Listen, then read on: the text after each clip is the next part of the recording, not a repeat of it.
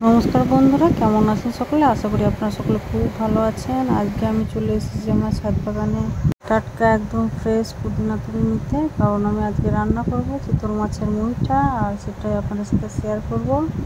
চিতল মাছের মুইঠা বানানোর জন্য প্রথমে চিতল মাছগুলিকে কেটে ধুয়ে পরিষ্কার করে লবণ এবং হলুদ মাখিয়ে আধ ঘন্টা রেখে দিয়েছি। এবার আধ ঘন্টা পর ওই মাছগুলি একটু জল ছেড়ে এলে আবার তাকে জলটা ফেলে দিয়ে ভালো করে পরিষ্কার করে নিয়ে প্রত্যেকটা মাছ নোড়াতে করে ভালো করে থেতো করে নিলাম।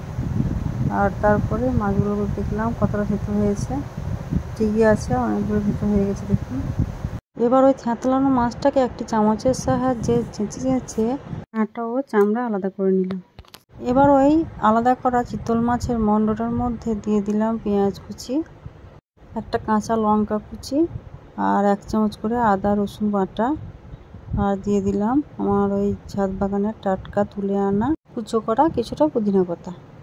তারপর 1/2 চামচ লবণ, সামান্য হলুদ এবং স্বাদ মতো লঙ্কার গুঁড়ো দিয়ে ভালো করে ওটার সাথে সমস্ত কিছু মিশিয়ে নিলাম।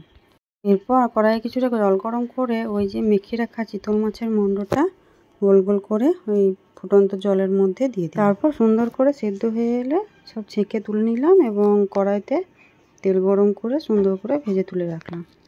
তারপর আবারও পরিমাণ মতো কড়াইয়ে তেল দিয়ে ওটার মধ্যে শুকনো লঙ্কা ফোড়ন এবং থেতো করে রাখা এলাচ, দারচিনি এবং 2টো তেজপাতা ফোড়নে দিয়ে ভালো করে নেড়েচেড়ে মিশিয়ে নিলাম। এরপর ভাজা ভাজা হয়ে এলে ওটার মধ্যে দিয়ে দিলাম পেঁয়াজ ও লঙ্কা কুচি।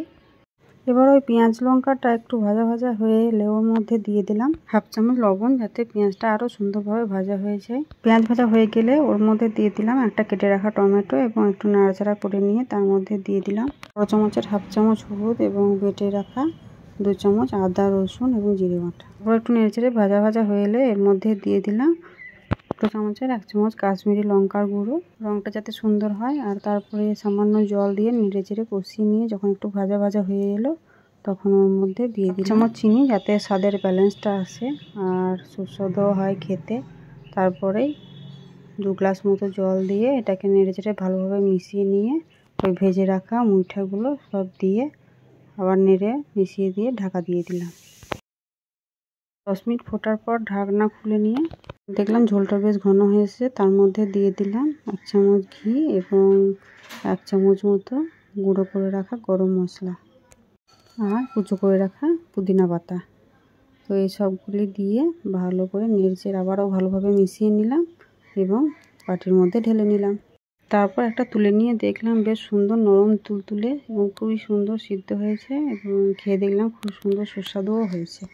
খেয়ে মনে হলো যে আমার থেতলিয়ে মাছ থেকে খোসা এবং কাটা আলাদা করার যে ঝামেলা হয়েছিল সেটা সার্থক হয়েছে। আর এটা খাওয়ার পর বাড়ির সবাই খুব খুশি হয়েছে। তো এইভাবে আপনারাও কিন্তু বাড়িতে চিতল মাছের মুইঠা বানিয়ে খেতে পারেন। আশা করি সবার খুব ভালো লাগবে, আর এটা আমারও খুব ভালো লেগেছে। তো এই রেসিপিটা আপনাদের কেমন লাগলো অবশ্যই জানাবেন এবং ভালো লাগলে অবশ্যই লাইক শেয়ার করবেন, আর আমার পাশে থাকার জন্য অবশ্যই চ্যানেলটি সাবস্ক্রাইব করে দেবেন।